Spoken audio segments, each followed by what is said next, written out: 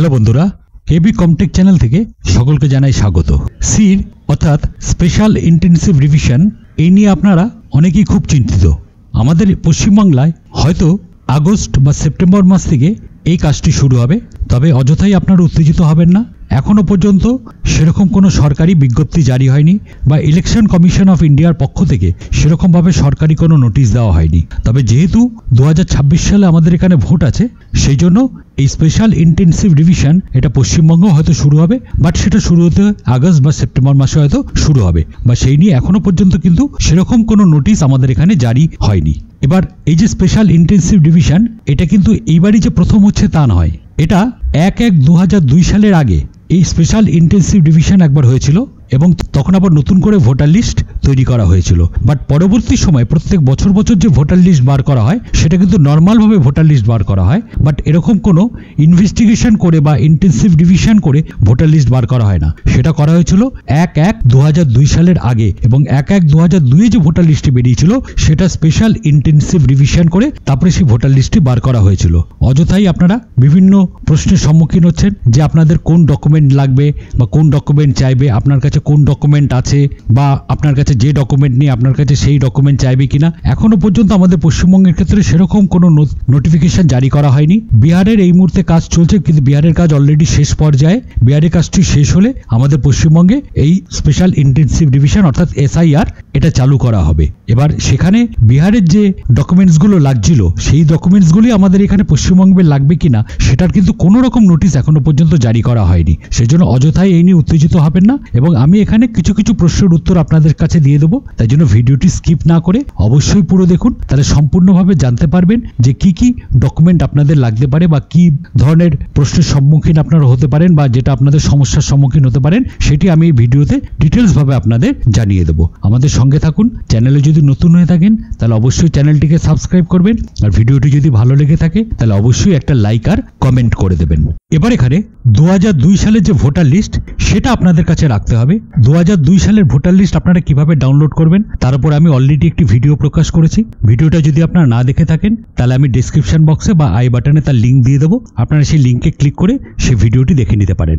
এবার 2002 সালে যাদের ভোটার লিস্টে নাম আছে তাদের কিন্তু কোনো রকম আর নথি জমা দেওয়ার প্রয়োজন নেই। কারণ কি, আপনার তো একবার অলরেডি পরীক্ষা হয়ে গেছে, আপনি কি বারবার পরীক্ষা দেবেন? আপনার অলরেডি পরীক্ষা দিয়ে আপনি 2002 সালে আপনি ভারতীয় নাগরিক হিসেবে প্রমাণিত হয়ে গেছেন। সেই জন্য আপনাকে আর বারবার নথি দেওয়ার দরকার নেই এবং আপনার ঘাবড়াবারও কোনো প্রয়োজন নেই। হ্যাঁ, নথি কি দিতে হবে না? অবশ্যই দিতে হবে। তাতে কি করতে হবে, 2002 সালে যে ভোটার লিস্ট আছে, ভোটার লিস্টে যে জায়গায় আপনার নামটি রয়েছে সেই পাতাটি আপনি প্রিন্ট করে বা জেরক্স করে সেই পাতাটি খালি আপনাকে নথি হিসাবে জমা দিতে হবে। বাদবাকি আপনাদের কোনো রকম আর ধরুন আপনার পাসবইয়ের কপি বা পেনশনের কপি, বা আপনি যদি সরকারের কাছ থেকে বাড়ি পেয়ে থাকেন তার কোনো ডকুমেন্ট বা জন্মের সার্টিফিকেট বা বিভিন্ন যেগুলো বলা হচ্ছে সেগুলোর কোনো রকম নথি আপনাকে দিতে হবে না। যদি আপনার 2002 সালের ভোটার লিস্টে আপনার নাম থেকে থাকে তাহলে আপনি একদম এক পক্ষে পুরোপুরিভাবে ভারতীয় নাগরিক। আপনাকে আর কোনো নথি দেখাবার বাদবাকি কোনো রকম নথি দেখাবার আপনার প্রয়োজন নেই। যাদের 1/1/1987 সালের আগে জন্ম, অর্থাৎ 1/1/1987 সালের আগে জন্ম এবং যাদের 2002 এর ভোটার লিস্টে নাম আছে তাদের ক্ষেত্রে কোনো রকম নথি জমা করবার প্রয়োজন নেই। আর যদি 2002 এর ভোটার লিস্টে নাম না থেকে থাকে তাহলে বিহারে যে 11টি লিস্টের কথা বলা হয়েছে, যে 11 রকমের ডকুমেন্টের কথা বলা হয়েছে, তার মধ্যে যে কোনো একটি ডকুমেন্ট আপনাকে সাবমিট করলেই হয়ে যাবে। এবার এই যে 11 দফা ডকুমেন্ট, এটা কিন্তু বিহারের ক্ষেত্রে বর্তমানে প্রযোজ্য। পশ্চিমবঙ্গে কিন্তু এরকম কোনো এখনো বিজ্ঞপ্তি জারি করা হয়নি। তাই জন্য আপনার আগে থেকে অযথা উত্তেজিত হবেন না। পশ্চিমবঙ্গের ক্ষেত্রে এরকম কোনো রকম বিজ্ঞপ্তি জারি করা হয়নি যে কি ধরনের ডকুমেন্ট আপনাকে সাবমিট করতে হবে যদি আপনার 2002 সালের ভোটার লিস্টে নাম না থেকে থাকে। এখন পর্যন্ত বিহারে যেহেতু কাজ চলছে, বিহারে যে 11 দফা নথি কথা বলা হয়েছে সেটা নিয়ে অনেক গুজব ছড়াচ্ছে। সেই জন্য অযথা গুজবে কোনো কান দেবেন না, কারণ পশ্চিমবঙ্গের ক্ষেত্রে এখনো পর্যন্ত কিন্তু সেরকম কোনো বিজ্ঞপ্তি জারি হয়নি। যদি সেরকম কোনো বিজ্ঞপ্তি জারি হয় তখন আমরা অবশ্যই তার উপর একটি ভিডিও প্রকাশ করব। এবার ইলেকশন কমিশন যদি মনে করে যে বিহারে যে 11 দফা ডকুমেন্টের কথা বলা হয়েছে সেটা পশ্চিমবঙ্গের ক্ষেত্রেও একই থাকবে, সেক্ষেত্রে দেখা যাবে, কিন্তু সেই বিজ্ঞপ্তিটা তো আগে জারি হতে দিন, তারপর আমরা সেই নিয়ে হয়তো চিন্তা ভাবনা করবো। সেজন্য আগের থেকে আপনারা কোনো রকম ঘাবড়াবেন না বা কোনো রকম চিন্তা ভাবনা করবেন না। এবার ধরুন 2002 সালের ভোটার লিস্টে আপনার নাম আছে বা আপনার ওয়াইফের নাম আছে, সেটা তো আপনাদের ব্যাপারটা চলে গেল। এবার আসুন আপনার সন্তানের ক্ষেত্রে। আপনার সন্তান হয়তো 2002 সালে জন্মগ্রহণ করেছে বা 2002 সালের পরে জন্মগ্রহণ করেছে, আসলে 18 বছর না হলে তার ভোটার লিস্টে নাম ওঠে না। সেক্ষেত্রে তাদের কি করতে হবে? তাদের তো 2002 সালের ভোটার লিস্টে তাদের নাম নেই। তখন আপনার সন্তানদের জন্য আপনি কি ডকুমেন্ট আপনি সেখানে সাবমিট করবেন, কিছুই সাবমিট করবার দরকার নেই। 2002 সালে ভোটার লিস্টে আপনার সন্তানের যে বার্থ সার্টিফিকেট আছে আপনি সেই বার্থ সার্টিফিকেট দাখিল করতে পারেন, বা আপনার 2002 সালের ভোটার লিস্টে তো আপনাদের নাম রয়েছে, আপনি সেই যে লিস্টটি আছে সেই লিস্টটি আপনি তার সঙ্গেও দাখিল করে দিতে পারবেন। সেজন্য অযথা এই নিয়ে ঘাবড়াবেন না।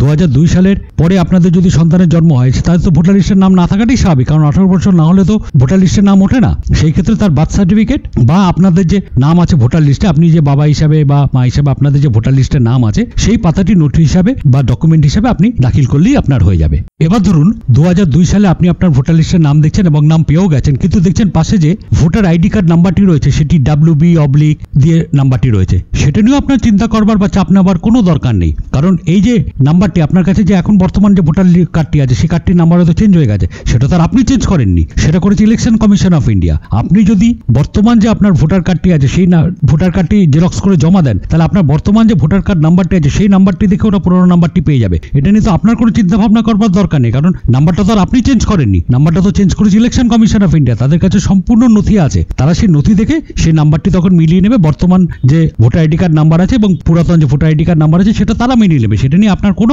মাথা ব্যথা করবার দরকার নেই, সেই জন্য অযথা এই নিয়ে ঘাবড়াবেন না। এবার ধরুন 2002 সালে আপনি আপনার যে ভোটার লিস্টের নাম দেখছেন সেখানে দেখলেন আপনার নামটা ভুল আছে বা নামের বানানটি ভুল আছে। আপনারা যদি ডাউনলোড করেন 2002 সালের ভোটার লিস্ট, সেখানে দেখবেন ওটি বাংলায় লেখা আছে, বাংলাতে ভুল হতেই পারে, সেটা নিয়েও ঘাবড়াবার কোনো দরকার নেই। ছোটখাটো কিছু যদি ভুল হয়ে থাকে, যেমন রস্যি দীর্ঘি হস্য দীর্ঘ এই ধরনের ভুল হয়ে থাকলে সেটা কোনো চাপের ব্যাপার না, কারণ আগে আপনি 2002 সালের নামটি ভুল ছিল, এখন হয়তো বর্তমানে আপনি সেটিকে রেকটিফাই করিয়ে নিয়েছেন বা রেকটিফাই করে ফেলেছেন, সে নিয়েও আপনার ঘাবড়াবার কোনো দরকার নেই। ছোটখাটো ভুল সেরকম কিচ্ছু আসবে যাবে না, কিন্তু বড় ধরনের যদি কোনো ভুল থেকে থাকে, যেটা হয়তো সম্পূর্ণভাবে নামটাই পরিবর্তন হয়ে গেছে বা সম্পূর্ণভাবে টাইটেলটাই পরিবর্তন হয়ে গেছে, যাদের বিবাহিত তাদের ক্ষেত্রে কোনো চাপ নেই। মহিলাদের ক্ষেত্রে যারা বিবাহিত তাদের তো টাইটেল অটোমেটিক চেঞ্জ হবেই, সেটার ক্ষেত্রেও কোনো ব্যাপার নেই। তাদের যে পুরাতন টাইটেল ছিল সেটা দিয়েও চলে আসবে, কোনো অসুবিধা আসবে না, কোনো অসুবিধায় পড়বেন না। কিন্তু যাদের পুরুষদের ক্ষেত্রে যাদের টাইটেল হয়তো সম্পূর্ণভাবে পরিবর্তন হয়ে গেছে, তখন আপনাকে কোনো নথি হয়তো দাখিল করতে হতে পারে যেখানে আপনার সঠিক নথি রয়েছে। তবে এখনো পর্যন্ত পশ্চিমবঙ্গে সেরকম কোনো বিজ্ঞপ্তি জারি করা হয়নি। যখন বিজ্ঞপ্তি জারি করা হবে তখন তো আমরা অবশ্যই এর উপর একটি ভিডিও নিয়ে আসবো যে আপনাকে কি ধরনের নথি আপনাকে দিতে হবে। এখন যেটা চলছে সেটা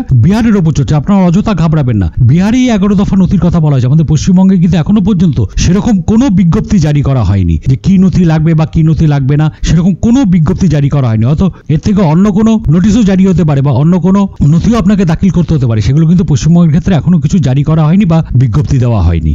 এবার ধরুন 2002 সালে আপনার যে ভোটার লিস্ট আছে সেই ভোটার লিস্ট আপনার যেখানে নাম আছে, আপনি দেখলেন যে পরবর্তীকালে আপনি হয়তো ঠিকানা চেঞ্জ করেছেন বা আপনার বিধানসভা পরিবর্তন হয়েছে বা আপনার যেরকম কিছু একটা কোনো পরিবর্তন হয়েছে, যে অ্যাড্রেসে কোনো পরিবর্তন হয়েছে, কাউকে একটা পরিবর্তন হয়েছে, বাট নির্বাচন কমিশনও সেটা জানে বিয়ের পর যে স্বাভাবিকভাবে অ্যাড্রেস পরিবর্তন হয়, এটা তো আপনার বলবার দরকার নেই, এটা সবাই জানে বিয়ের পর অ্যাড্রেস পরিবর্তন হয়। কিন্তু আপনাকে সেই পুরানো যে নামটি রয়েছে সেই নামটি 2002 সালের ভোটার লিস্টে থাকলেই হবে। আপনার পূর্ববর্তী বিয়ের আগে আপনি যখন আপনার বাপের বাড়ি ছিলেন, মহিলাদের ক্ষেত্রে বলছি, সেক্ষেত্রে আপনার বাপের বাড়ি যে বিধানসভাতে ছিল সেখানে যদি আপনার নাম থাকে সেটা থাকলেই হয়ে যাবে, কোনো অসুবিধা নেই। কারণ আপনি তো মানুষটি পরিবর্তন হননি, আপনি ঠিকানাটা পরিবর্তন হয়েছে। আপনি তো অলরেডি আপনাকে প্রমাণ করে দিয়েছেন 2002 সালে একবার যে আপনি ভারতীয় নাগরিক, আপনাকে তো বারবার সেটা প্রমাণ করবার দরকার নেই। এবার আপনি হয়তো ঠিকানা পরিবর্তন করেছেন, হতেই পারে আমরা চাকরি সূত্রে এক জায়গা থেকে অন্য জায়গায় যেতে পারি, বা আপনি হয়তো ভাড়া রয়েছেন, আপনারা এক জায়গায় ভাড়া রয়েছে সেখান থেকে আপনি শিফট হয়ে অন্য জায়গায় ভাড়া গেছেন, সেখানে আপনার ঠিকানা চেঞ্জ হতেই পারে। আপনি পরবর্তীকালে ভোটার আইডি কার্ডের ঠিকানা চেঞ্জ করেছেন, কিন্তু পূর্ববর্তী যেখানে ছিল সেখানে তো আপনি অলরেডি একবার দেখিয়ে দিয়েছেন যে আপনি ভারতীয় নাগরিক, সেজন্য আপনাকে বারবার দেখাবার দরকার নেই যে আপনি ভারতীয় নাগরিক। অলরেডি আপনি তো ভারতীয় নাগরিক সেটা দেখিয়ে দিয়েছেন 2002 সালে, আপনার ঠিকানা চেঞ্জ হতেই পারে, সেই নিয়েও আপনাদের কোনো মাথা ব্যথা করবার দরকার নেই। এবার ধরুন আরেকটি প্রশ্ন, যেরকম 2002 সালের আগে হয়তো আপনার বাবা মা কেউ মারা গেছেন, দুজনেই হয়তো নেই, মারা গেছেন, বা আপনার 2002 সালে ভোটার লিস্ট আপনার নাম নেই, সেক্ষেত্রে আপনি কি নথি দাখিল করতে পারবেন? তখন কি হচ্ছে 2002 সালের আগে যে ভোটার লিস্ট আছে অর্থাৎ পুরাতন যে ভোটার লিস্ট, সেই ভোটার লিস্টে যদি আপনার বাবা মার নাম থেকে থাকে আপনি সেটিও দাখিল করতে পারবেন। আরো পুরাতন ভোটার লিস্ট কিভাবে বের করতে হবে তার উপরে আমি একটি ভিডিও প্রকাশ করব, খুব তাড়াতাড়ি প্রকাশ করব, সেটা আপনারা দেখে নিতে পারেন। এবং এই নিয়ে অযথা কোনো ঘাবড়াবেন না, ইউটিউবে অনেক ফেক নিউজ ছড়ানো হচ্ছে, এখনো পর্যন্ত কিন্তু পশ্চিমবঙ্গের ক্ষেত্রে কোনো রকম বিজ্ঞপ্তি জারি করা হয়নি। আগে তো বাবা বিজ্ঞপ্তিটা জারি হতে দিন, তারপর আপনারা নয়তো সেই নিয়ে চিন্তা ভাবনা করবেন। এখনো কিন্তু কোনো রকম বিজ্ঞপ্তি জারি হয়নি, সেই জন্য অযথা সেই নিয়ে কোনো রকম উত্তেজিত হবেন না। আবার এমনও নয় যে আপনাদের হয়তো ভোটার লিস্টের নাম নেই 2002 সালে, আপনারা ভাবলেন আমাদের 2002 সালে ভোটার লিস্টের নাম নেই, আমাদের হয়তো কালকেই অন্য দেশে পাঠিয়ে দেবে, বাংলাদেশে পাঠিয়ে দেবে। আপনারা সেই নিয়ে একদম ঘাবড়াবেন না, আপনাদের তথ্য বা নথি বা ডকুমেন্ট দাখিল করবার একটা সময় দেবে, আপনাদের সেই সময়ের মধ্যে আপনাদের নথি জমা দিতে হবে। আপনারা হুট করে এরকম কোনো রকম নির্দেশ জারি করে দেবে না, সেই নিয়ে অযথা ঘাবড়াবে না। অনেক ফেক রকমের নিউজ এখানে ছড়াচ্ছে, সেই নিয়ে কোনো চিন্তা ভাবনা করবেন না। আপনাদের হাতে সময় দেওয়া হবে, সেই সময়ের মধ্যে আপনাকে সব নথি আপনাকে দাখিল করতে হবে। কিন্তু পশ্চিমবঙ্গে এখনো কিন্তু বারবার একই কথা বলছে, এখনো কিন্তু কোনো রকম বিজ্ঞপ্তি জারি করা হয়নি। আগে বিজ্ঞপ্তিটা জারি হোক, তারপরে চিন্তা করা যাবে যে কি ধরনের নথি আপনাকে দাখিল করতে হবে বা কি আপনাকে জমা দিতে হবে। তাহলে ভিডিওটা আজকের মতন আমি এখানেই শেষ করছি। ভিডিওটা যদি ভালো লেগে থাকে তাহলে অবশ্যই লাইক, শেয়ার এবং সাবস্ক্রাইব করবেন, আর কমেন্ট করে অবশ্যই জানিয়ে দেবেন ভিডিওটি কেমন লাগলো। পরবর্তী ভিডিও খুব তাড়াতাড়ি নিয়ে আসছি, সঙ্গে থাকুন। ধন্যবাদ।